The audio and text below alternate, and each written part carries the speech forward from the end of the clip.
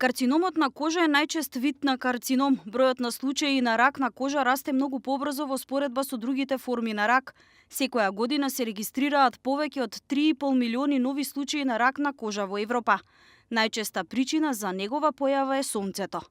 Сонцето нема влијание само летниот период за добивање на канцер на кожата, но тоа е мислам, шtetните зраци, тие ултравиолетовите, тие се штетни преку целата година, значи и кога нема сонце, тие си поменуваат и делуваат на кожата штетно. Сега, во Европа е годишно околу 3,5 милиони луѓе заболуваат од рак на кожата. Доктор Јовановски вели заштитата од сонце е примарна превенција, заштитна облека како и користење на заштитни креми за кожа.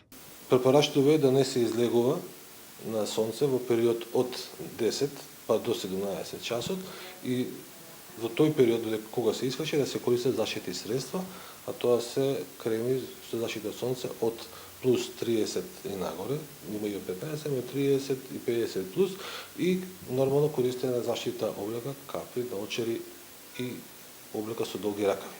Ризикот за појава на канцер на кожа е поголем кај луѓето кои постојано се изложени на сонце, работниците, спортистите, како и децата.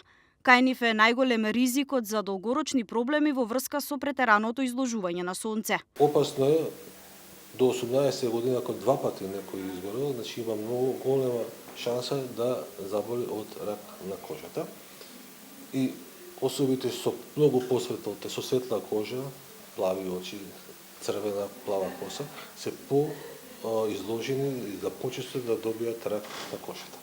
Додека имаат некој фамилиарна амнеза дека веќе некој заболел од рак на кожата, значи тие се спаѓаат во различните групи и сите особи што имаат повеќе од 50 да кажем бемки на кожата се во таа ризична група.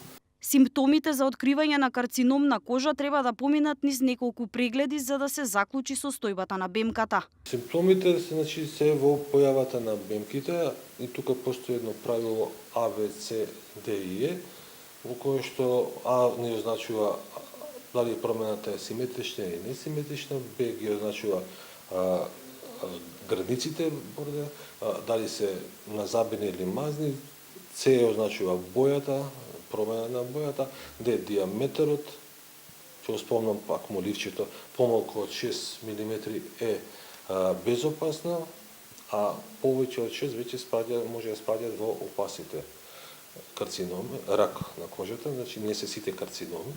За карциномот на кожа постои само преглед кој што може да го направи секој.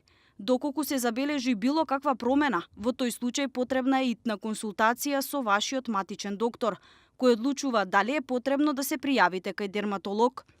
Во овој летен период почитувајте ги советите од докторите за заштита од сонцето.